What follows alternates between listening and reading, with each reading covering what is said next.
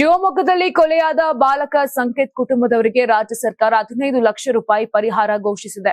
ಮುಖ್ಯಮಂತ್ರಿ ಸಿದ್ದರಾಮಯ್ಯ ದೂರವಾಣಿ ಮೂಲಕ ಪರಿಹಾರ ನೀಡುವಂತೆ ಸೂಚನೆ ನೀಡಿದ್ದು, ಅದರಂತೆ ಜಿಲ್ಲಾಧಿಕಾರಿ ಪ್ರಭುಲಿಂಗ ಕವಳಿಕಟ್ಟಿಯವರು ಶಿಕ್ಷಣ ಸಚಿವ ಮಧು ಬಂಗಾರಪ್ಪ ಮೂಲಕ ಈ ಘೋಷಣೆ ಮಾಡಿಸಿದ್ದಾರೆ.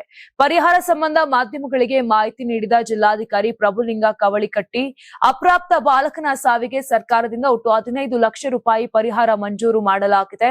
ಇದರಲ್ಲಿ 10 ಲಕ್ಷ ರೂಪಾಯಿ ಮುಖ್ಯಮಂತ್ರಿ ಪರಿಹಾರ ನಿಧಿಯಿಂದ ಹಾಗೂ 5 ಲಕ್ಷ ರೂಪಾಯಿ ಶಿಕ್ಷಣ ಇಲಾಖೆಯಿಂದ ನೀಡಲಾಗುತ್ತಿದೆ ಎಂದು ತಿಳಿಸಿದ್ದಾರೆ. ಇನ್ನು ಘಟನೆ ಬಳಿಕ ಜಿಲ್ಲೆಯಲ್ಲಿ ಸೂಕ್ತ ಬಂದೋಬಸ್ತ್ ವ್ಯವಸ್ಥೆ ಕಲ್ಪಿಸಲಾಗಿದೆ. ಘಟನೆ ನಡೆದ ಬಡಾವಣೆಯಲ್ಲೂ ಬಿಗಿ ಪೊಲೀಸ್ ಭದ್ರತೆ ಒದಗಿಸಲಾಗಿದೆ. ಜಾತ್ರೆ ಹಾಗೂ ಮುಂಬರುವ ಹಬ್ಬಗಳ ಹಿನ್ನೆಲೆ ಹೆಚ್ಚುವರಿ ಬಂದೋಬಸ್ತ್ ಕೈಗೊಳ್ಳಲಾಗಿದೆ. ಊರುಗಡೂರು ಭಾಗದಲ್ಲಿ ಔಟ್ ಪೋಸ್ಟ್ ತೆರೆಯುವ ಮೂಲಕ ವಿಶೇಷ ಪೊಲೀಸ್ ವ್ಯವಸ್ಥೆ ಮಾಡಲಾಗುವುದು ಎಂದು ಅಧಿಕಾರಿಗಳು ತಿಳಿಸಿದ್ದಾರೆ.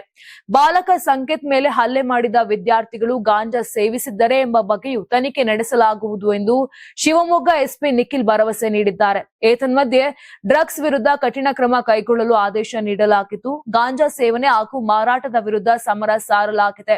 ಈ ಪ್ರಕರಣದಲ್ಲೂ ಡ್ರಗ್ಸ್ ಸಂಪರ್ಕ ಕಂಡು ಬಂದರೆ ಸೂಕ್ತ ಕ್ರಮ ತೆಗೆದುಕೊಳ್ಳಲಾಗುವುದು ಅಂತ ಜಿಲ್ಲಾಧಿಕಾರಿ ಎಚ್ಚರಿಕೆ ನೀಡಿದ್ದಾರೆ.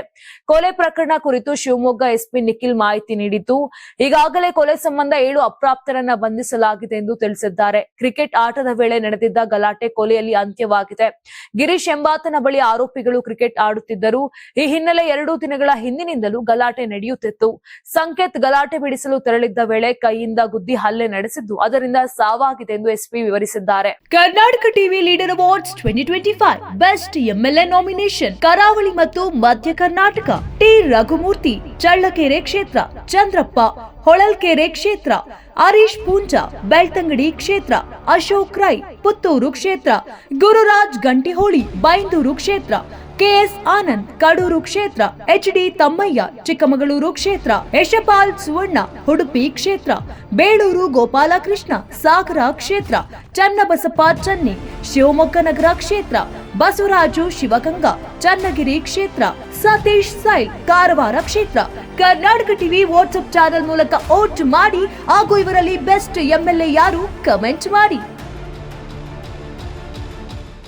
ನೀವು ಸಣ್ಣ ಆಗ್ಬೇಕಲ್ವಾ? ಅದು ಒಂದು ಉತ್ತಮ ಆಹಾರದಿಂದ ಸಣ್ಣ ಆಗ್ಬೇಕಲ್ವಾ? ಪ್ರತಿದಿನ ನಮ್ಮ ಜೀನಿ ಸ್ಲಿಮ್ ನ ಯೂಸ್ ಮಾಡಿ ಯಾವುದೇ ಸೈಡ್ ಎಫೆಕ್ಟ್ ಇಲ್ದಂಗೆ ನೀವು ಸಣ್ಣ ಆಗ್ತೀರಾ.